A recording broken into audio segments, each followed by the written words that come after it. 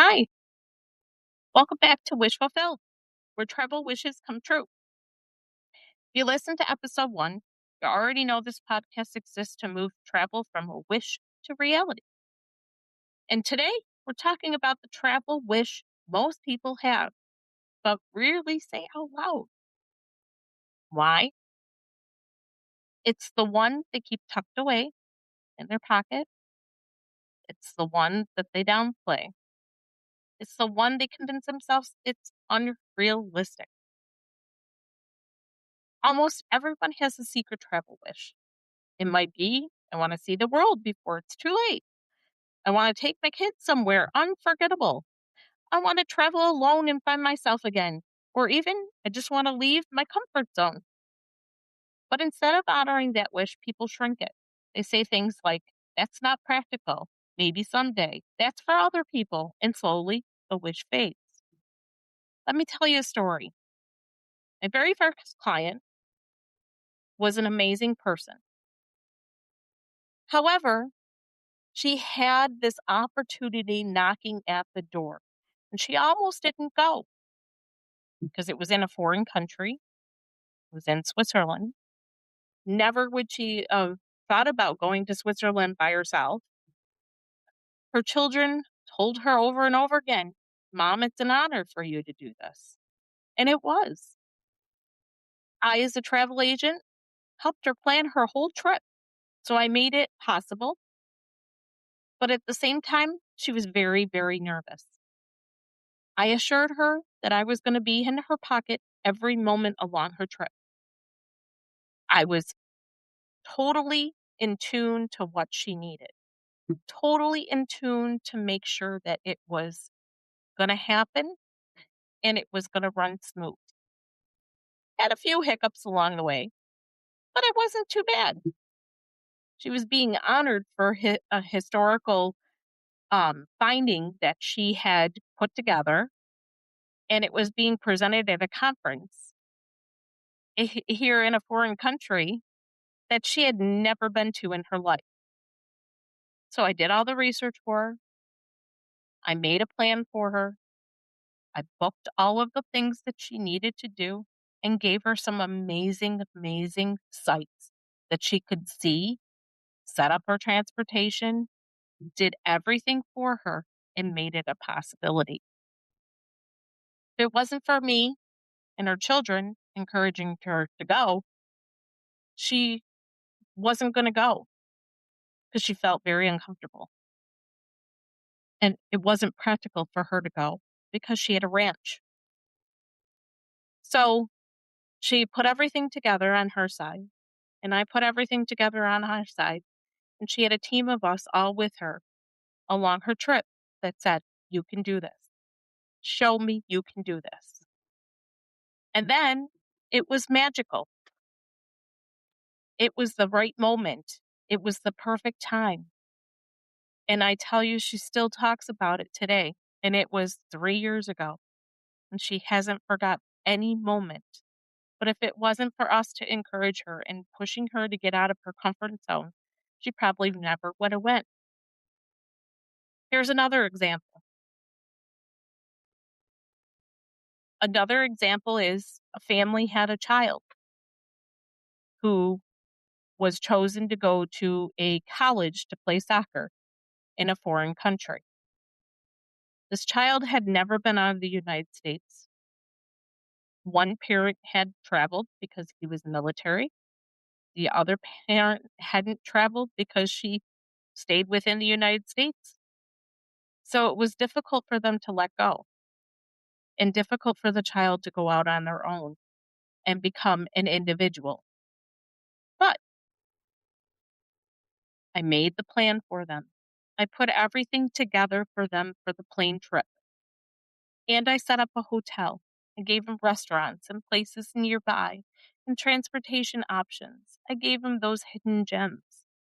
It was funny because the father that went with the daughter sent me pictures of different things and funny things at that I would have never expected being in a foreign country. But it was the coolest experience that he could have ever had with his daughter. taking that few days away or that week away to make it her home and taking each one of them out of their comfort zone and making that travel wish fulfilled. And now here it is a year and a half later, and she's doing great. She's still in the country. She's still playing the professional sport, which I find amazing. And I find it very, um, very, I don't know, deep down, I feel like it's a sense of me is that I helped her. And maybe someday she'll remember that I helped her. But not only that, I made her wish fulfilled and her parents' dream for her become fulfilled. So here's the truth that people won't admit when it comes to travel wishes. Not about a destination that scares us. It's what the destination represents. Put you out of your comfort zone. It's not practical. You know, you're in a foreign area. So travel can represent change, growth, independence, stepping outside the version of herself that everyone expects. Look at the parents. They taught their daughter that it's okay to go into a foreign country and play a sport. My client, she went and she survived, and now she's back and she's continuing to travel. It made them step outside the version of themselves that everyone expected. And that can feel uncomfortable, but then you turn it around and it becomes very comfortable, especially if you're the reliable one. It can be very uncomfortable. The responsible one, the one who always puts everyone else first, like me.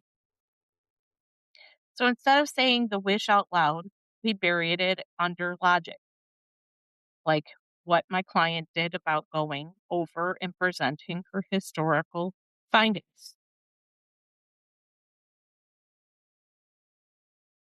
But bury wishes disappear. They don't disappear. They turn into regret. And that's what you don't want to do. You want to make those wishes not disappear. You want to make them reality. So that travel wish that you were thinking, like me going to Hawaii, isn't a wish that's random. It's a signal. It's your curiosity asking to be fed, your intuition asking to be trusted, your soul asking for expansion. And here's something important. You don't need to justify your travel wish. Wanting to see the world is reason enough. Reason enough. Just go. So, if nothing else was holding you back, where would you go? Don't overthink it. The first place that comes to your mind matters. Me? Hawaii. Can't miss it. Done my research. Know where I want to go, where I want to be and everything. What I want to see, what I want to do. I have it all planned in my head. But I haven't made it come reality yet because I haven't locked in the date. So what do you hope travel would give me or you? Freedom, connection, confidence, rest. Well, if you're like me, I always work when I'm on vacation too. But my job, I travel. Give me freedom.